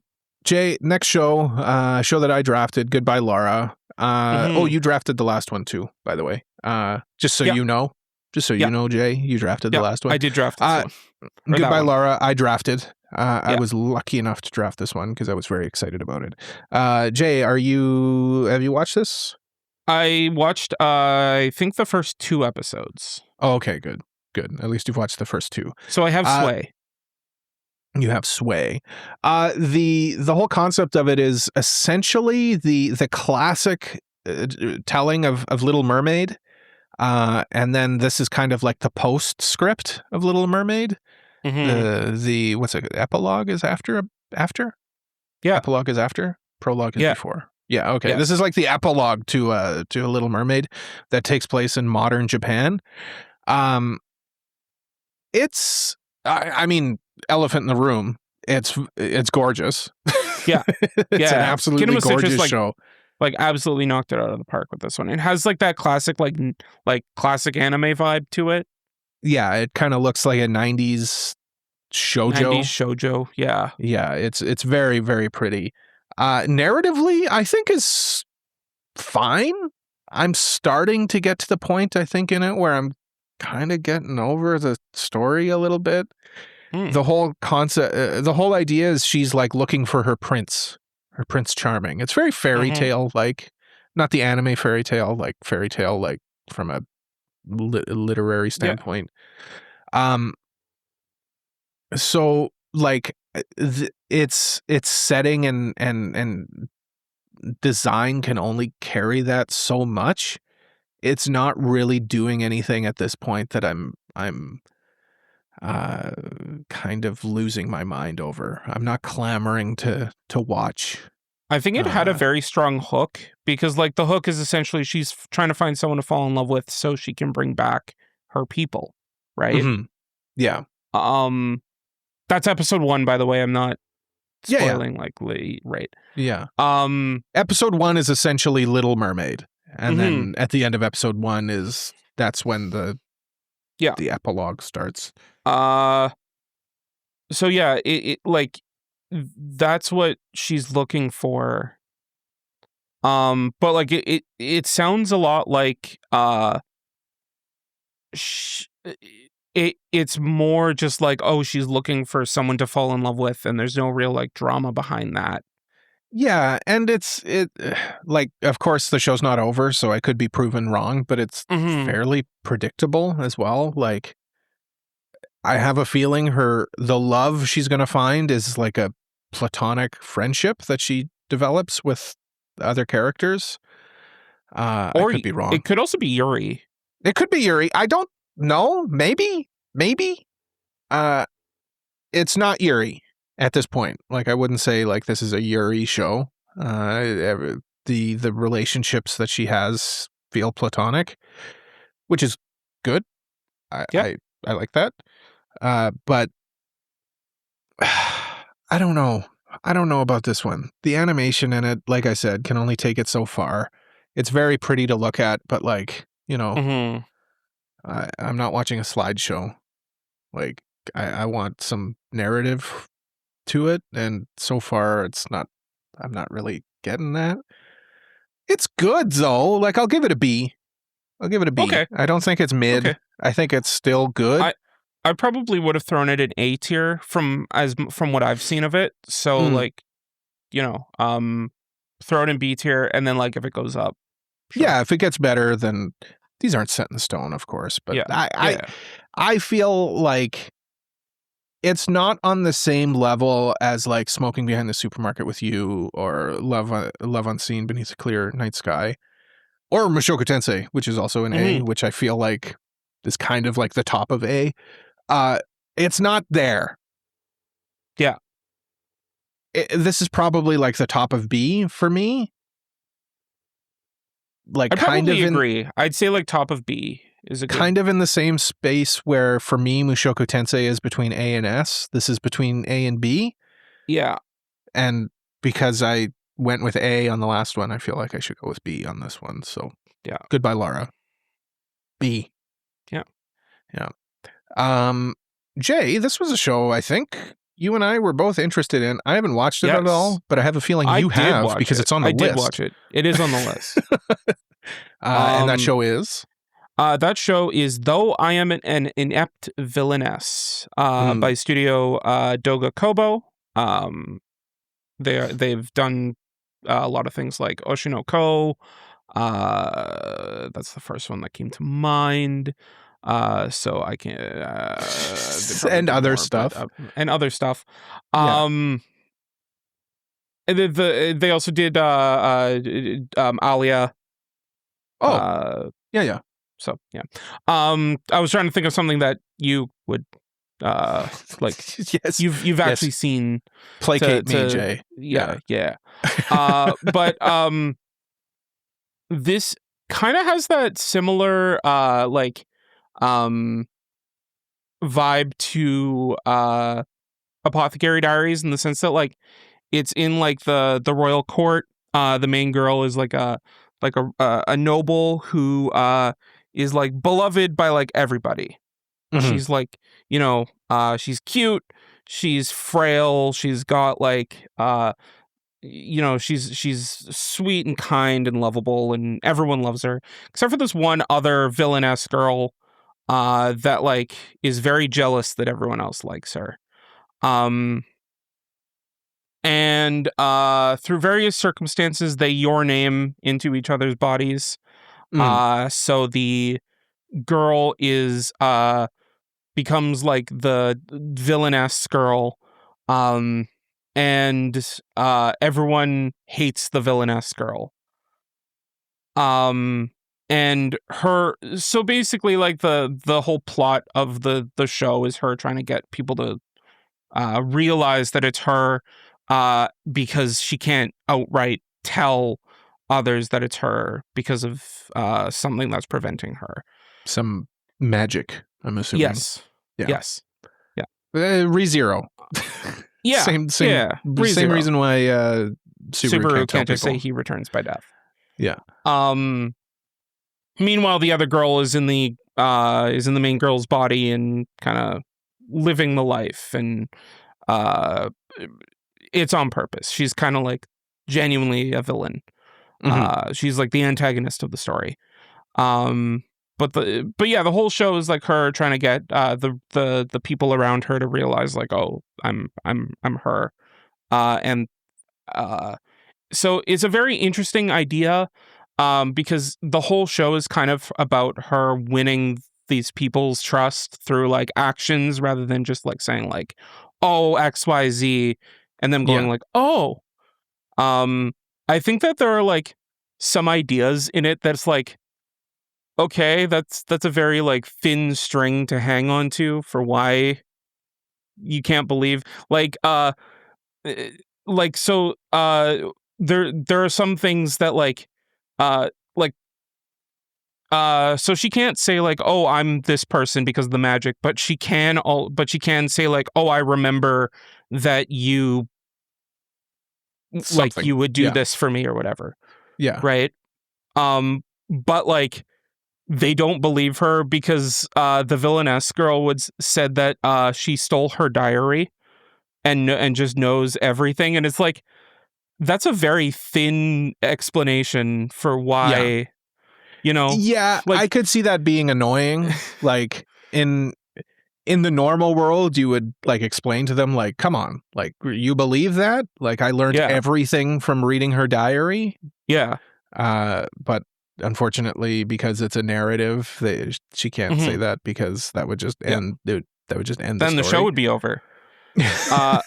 So yeah, that would be frustrating. So it is frustrating, but like to pump the brakes, it is a very interesting idea of like getting to know someone based on their actions rather than what they tell you. And I think that theme is a very big driving force for the show. From what I'm saying, I do like it. I don't know if it meets the hype that I had for it. Like, it looks really good. Doga Kobo is doing a good job with the visuals, and I think the story is decent. But it's probably not like a S tier. I'd probably put in like I'd probably put in the same spot where Goodbye Lara is. So like low A, high B kind of thing. So like B. High B. Yeah. But still B. Yeah. Yeah. Probably like top of B, but like still B. Still B. Still gotta be B. Based on our previous rules. This is good news. This is good news. We can be finally be Bs. Jay, this was a show I was interested in, but unfortunately I haven't watched it all. I'm hoping you did because it's on the list. I did watch, I think 2 or 3 episodes. Okay, good. Thank God, so Jay. I have seen it. Thank God. And that show is Oh Boy, I Was Wrong About Her. Yeah. Yes. Oh boy, was I wrong about her. Tell me about it, Jay. This show is another rom-com light novel adaptation about a boy who lives out in the country and is friends with this other person who he thinks is a boy. And when they were kids, the boy moved away to the big city for various reasons. I don't remember if it was actually explained or not. The parents had to go work in the city. They had to work in the city or something. And when the main character got into high school, he moves into the big city as well with his sister, and he meets this very pretty girl that he's in class with. And lo and behold, this girl was the friend that he was childhood friends with. Oh my God. That's such an original and creative story, Jay, that I've never seen before. It's such a new and novel idea. And so it's basically about him and her like getting to know each other again. in this new setting. And like it does have some cool ideas. Like it shows like that she's not like a perfect girl, and there's stuff that she has like there's baggage, and I think that is interesting. But it's still just a generic rom-com at the end of the day. Yeah. I think that's probably its weakest point. I think I even when I was expressing my interest in it, I even said like I don't think this is going to be anything special. There was just it feels like a good, solid version of what it is, but it's not special. Yeah. Like honestly, I'd even throw it in like C tier. It's like whatever. Yeah. That feels appropriate based on your description and my impression of it that I'm getting from afar. Yeah. C feels good. That feels good in C, Jay.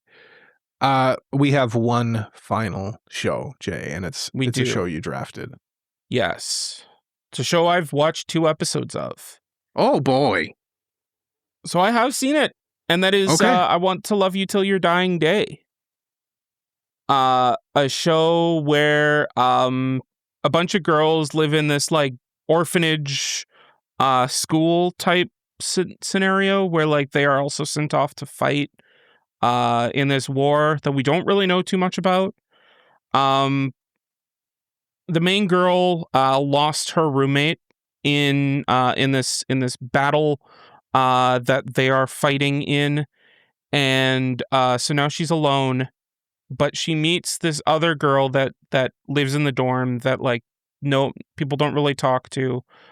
She's kind of like on her own by choice or like by design. The orphanage kind of keeps her on her own because she's like this super powerful mage. They're all like magical girls, essentially. Oh. Okay. Think like Madoka Magica vibes, but like it's Yuri-ish because like the way you heal people in this is you kiss. So like there are a lot of girls kissing. Okay, yeah. That feels like the PG version of mana transferring in the Fate series. Yeah. So like, you know, she the main girl meets this other girl that is super talented at magic, and they get to know each other, and it's very Yuri and cute, and also a little dark because there's like that battle stuff going on as well. Yeah. This is a very unique Yuri thing that I think that if you are into Yuri, you will very much enjoy. I think like even if you're into like just cute girls doing like battle things, like if you like Madoka Magica, I feel like you'd also like this.